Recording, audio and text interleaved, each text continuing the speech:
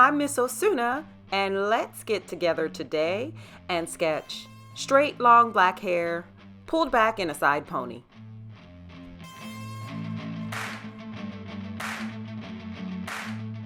Okay, so as always, we have our oval. We divide it like a letter T, and then we divide the top section horizontally and the bottom section horizontally.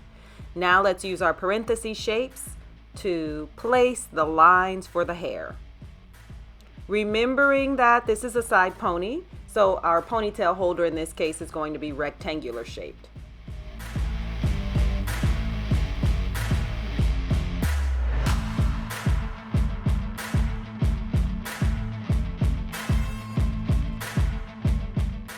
So because this is black hair, I will be using a dark gray once I clean this up and get rid of the lead that I don't need.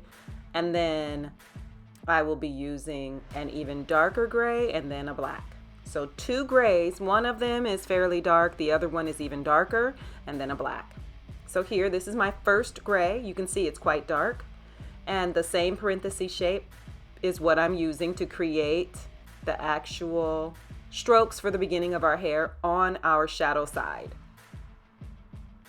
Remember that these are the parenthesis shapes like a frown, curving downward, and then I skip some space from the root because we have that halo where we want light to reflect.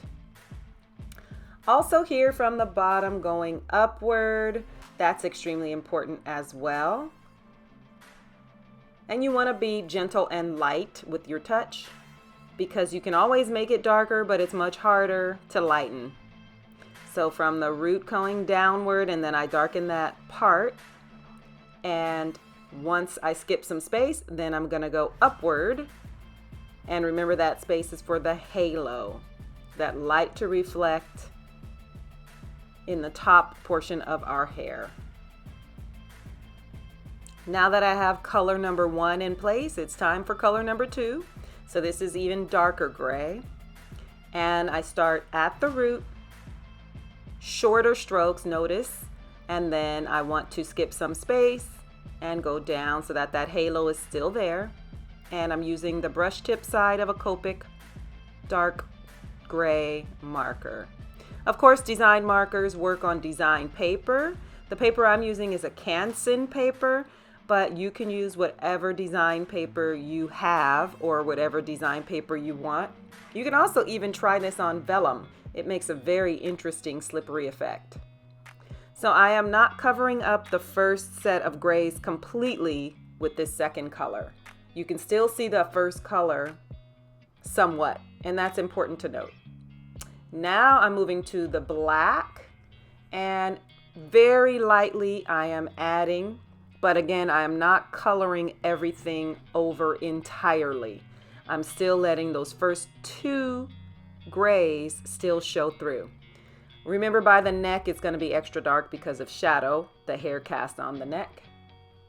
And then our left side is darker because that's our shadow side, and the now that I've laid in all three colors, I'm using the blender to stretch the color. So I'm literally picking up the color on a colorless blender, and that's what's starting to give the beginnings of actual hair because I'm blending all the colors together and making finer strokes with the brush tip side, and I'm barely using the point of our brush tip side to drag all three colors together to make it feel like hair.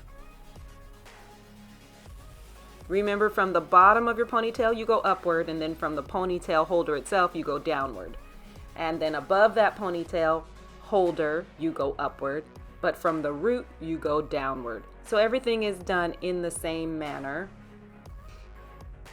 And by that, I mean that I'm creating the same parenthesis shapes with both gray and black markers and with the colorless blender. I'm drawing and coloring in the exact same manner. I just happen to have a different marker in my hand at the time. Now, to add a diversity of stroke, I'm going to switch to a fine point black ink pen, and that just gives me thinner lines so that I can mix thinner with thicker, and that will even more highlight the hair effect.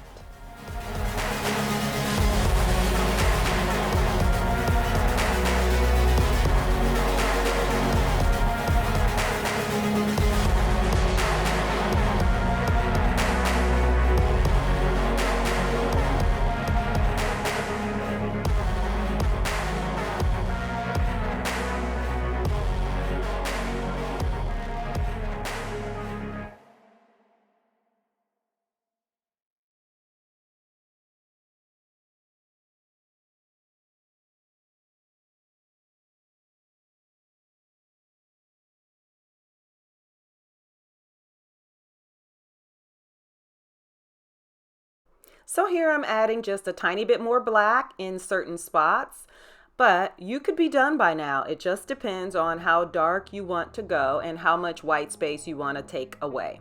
So I'm adding a little bit more in certain places because I want it to be even darker, especially at the root and of course on our shadow side.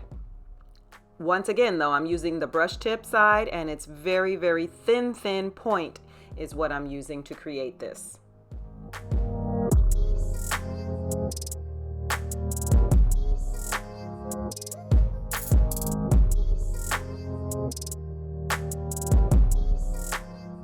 Now I'm just going to add my blender right on top of the black lines that I've just added, just so that they can blend in a tiny bit, and that will be my final touch.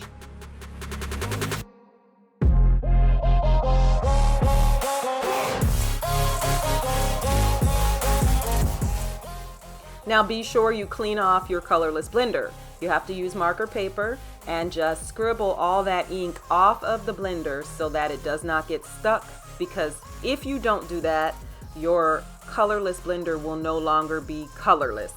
So make sure that you scribble all of that ink onto some marker paper to clean it off before you close it up. And that's it.